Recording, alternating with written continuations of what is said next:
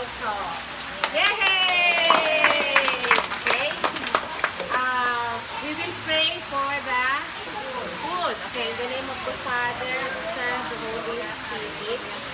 Lord, bless us, O Lord, in this thy gift.